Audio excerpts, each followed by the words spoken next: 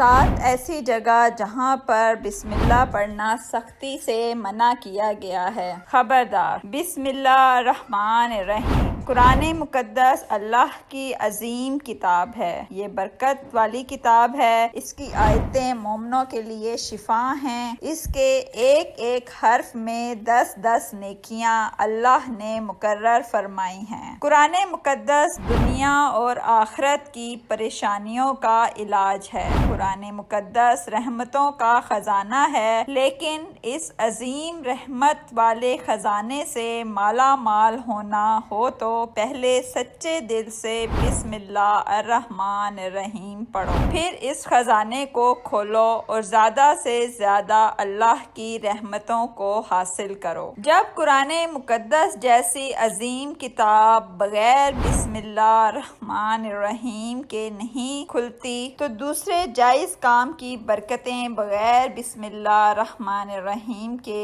کیسے حاصل ہو سکتی ہیں؟ حضرت عثمان بن عفان رضی اللہ تعالی عنہ نے رسول اللہ صلی اللہ علیہ وآلہ وسلم سے بسم اللہ کی نسبت سوال کیا۔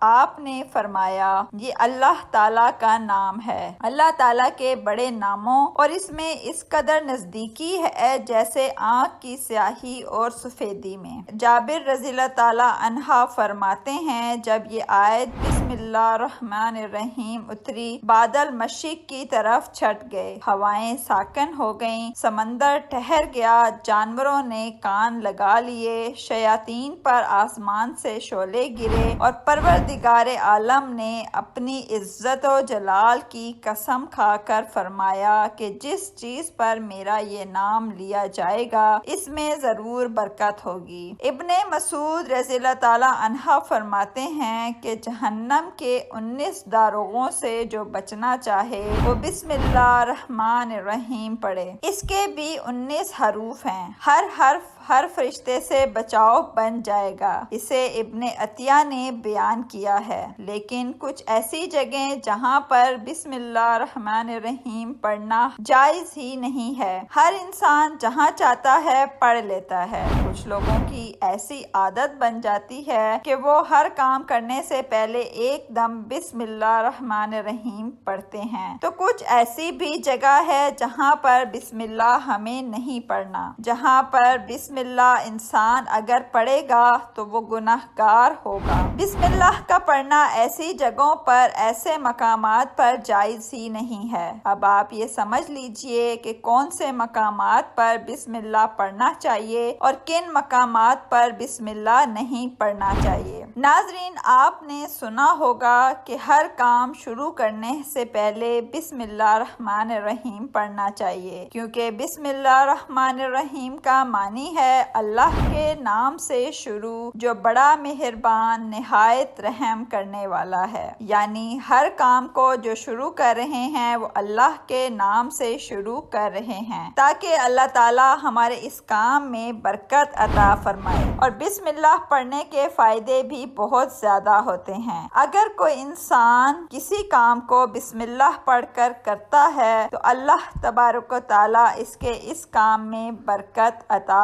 فرماتا ہے۔ اور یہ سنت بھی ہے، حضور پاک صلی اللہ علیہ وآلہ وسلم نے بہت سارے مقامات پر ہمیں بسم اللہ الرحمن الرحیم پڑھنے کی تاکید فرمائی ہے۔ حضور اکرم صلی اللہ علیہ وآلہ وسلم نے بسم اللہ الرحمن الرحیم پڑھنے کا حکم دیا ہے۔ اب اگر آپ کوئی بھی نیک کام شروع کر رہے ہیں اور اس نیک کام شروع کرنے سے پہلے بسم اللہ الرحمن الرحیم پڑھ لیں گے تو آپ کی سنت ادا ہو جائے گی اور اس پہ آپ کو ثواب بھی ملے گا اور اس کی برکتیں بھی آپ کو ملیں گی۔ اگر آپ نے کسی نیک کام شروع کرنے سے پہلے بسم اللہ پڑھ لیا تو پھر انشاءاللہ اس میں آپ کا نقصان نہیں ہوگا۔ اللہ تعالیٰ خود آپ کا حامی و مددگار اور ناصر خاسر بن جائے گا، کیونکہ آپ نے اپنے اس کام کو اللہ کے نام سے شروع کیا ہے۔ ہمارا کام تھا کرنا، اور بندہ کیا کرتا ہے جو اس کے بس میں ہوتا ہے۔ بندہ تو اسباب اختیار کرتا ہے، اور بندہ کر بھی کیا سکتا ہے۔ بندے کے ذمہ صرف اسباب کا اختیار کرنا ہے۔ آپ کسی کام کو کرنے سے پہلے سبب اختیار کریں، ہمیں یہ کام کرنا ہے،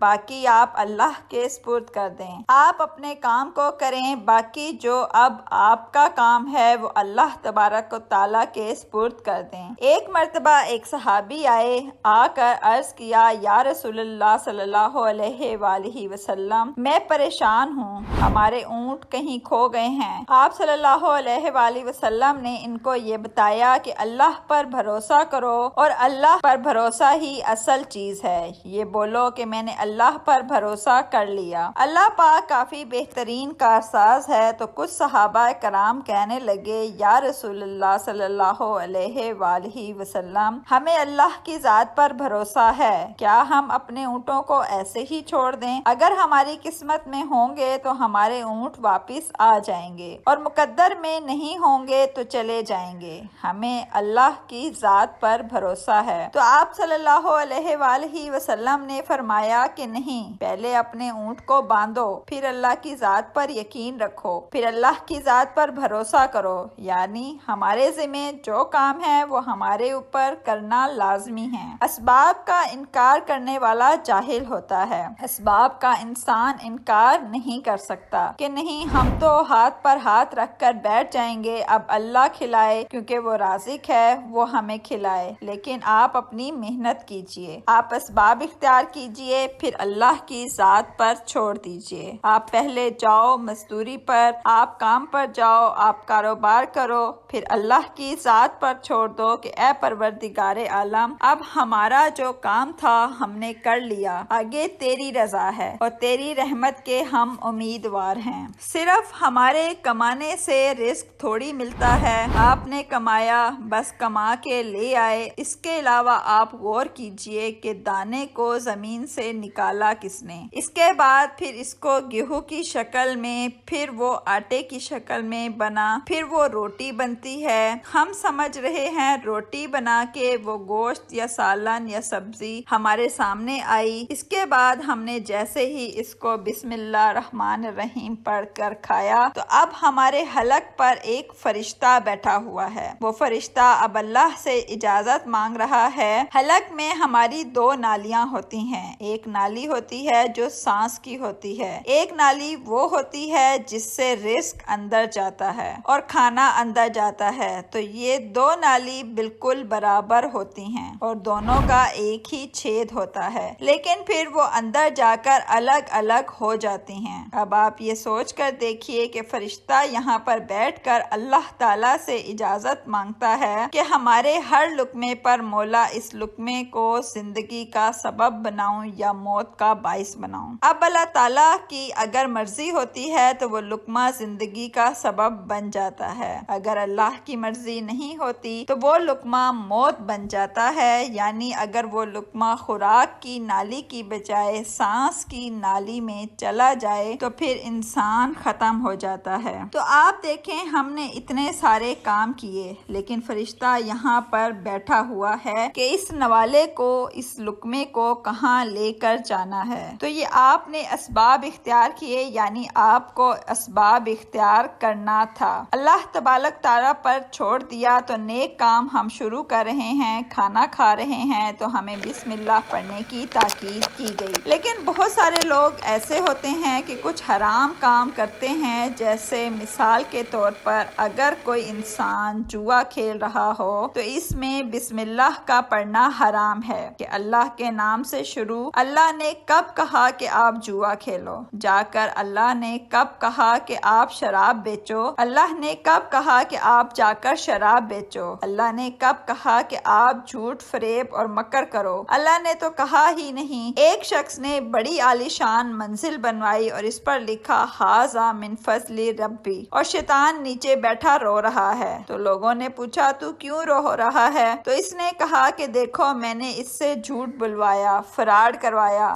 ہم نے اس کی بلڈنگ فراڈ کر کے بنوا دی اور یہ لکھ رہا ہے ھذا من فضل ربی، کہ یہ میرے رب کا فضل ہے۔ اللہ نے کہا تھا کہ جھوٹ بول کر کمانا ہے، یا اللہ نے کہا تھا کہ ڈھونگ کرنا ہے، یا اللہ نے یہ کہا تھا کہ فراڈ کرنا ہے؟ تو مقصد صرف یہ ہے کہ شیطان تو ہر طرح سے انسان کو بہکاتا ہے، تو اس لیے حرام کاموں سے پہلے ہمیں بسم اللہ ہرگز نہیں پڑھنی چاہیے۔ ہمیں ہر نیک کام شروع کرنے سے پہلے بسم اللہ الرحمن الرحیم پڑھنا چاہیے۔ ہمیں احتیاط رکھنی چاہیے کہ جب ہم باتھ روم کے اندر داخل ہوں، نہانے سے پہلے بسم اللہ نہ پڑھیں۔ باتھ روم میں جانے سے پہلے ہم بسم اللہ الرحمن الرحیم پڑھیں، اور باتھ روم سے نکلنے کے بعد جب ہم کپڑے پہنیں تو پھر بسم اللہ الرحمن الرحیم پڑھیں۔ کوئی انسان کاروبار کرتا ہے، اب اس نے جھوٹ بولا، پھر اس کے بعد پیسے لیتے وقت بسم اللہ الرحمن الرحیم پڑھا، تو ایسی جگہوں پر جہاں پر حرام کام کوئی بندہ کرتا ہے وہاں پر بسم اللہ الرحمن الرحیم نہیں پڑھنا چاہیے، کیونکہ اللہ تبارک تعالیٰ نے آپ کو دنیا میں چھوٹ دے رکھی ہے، اور جیسا کرو گے ویسا بھرو گے۔ اللہ سب کو دیکھ رہا ہے کہ کون کیا کر رہا ہے۔ ہم جو کچھ بھی ہم کرتے ہیں صحیح یا غلط، اس کے بعد پھر لوگ کہتے ہیں یہ تو اللہ کی مرضی ہے، لیکن یاد رکھنا یہ اللہ کی مرضی نہیں ہے، اللہ کی اجازت ہے۔ اللہ نے آپ کو اجازت دی ہوئی ہے، بس اللہ نے چھوٹ دی ہوئی ہے کہ کر لو دنیا میں جیسا کرنا ہے۔ اللہ ظالم کو ڈھیل دیتا ہے، لیکن جب پکڑتا ہے تو چھوڑتا نہیں۔ اللہ کی پکڑ بڑی سخت ہے، تو دنیا میں اللہ دیکھ رہا ہے۔ یہ مرضی نہیں ہے اللہ کی کہ آپ گناہ کرو، لیکن اللہ نے بس اجازت دی ہوئی ہے کہ آپ کر لو، دیکھیں کتنا کرو گے، اور ایک دن آؤ گے تو میرے پاس، جب آؤ گے تب ہم فیصلہ کریں گے۔ مالک یوم الدین، انصاف کے دن کے حاکم اللہ کی فضیلت سمجھیے، اور ہمیں یہ سمجھنا چاہیے کہ کون سے کام ہمیں کب کرنے چاہیے اور کب نہیں کرنے چاہیے۔ جو سنت رسول پاک صلی اللہ علیہ وآلہ وسلم پر ہم عمل کریں گے تو اللہ تعالی ہمیں کامیاب کر دے گا،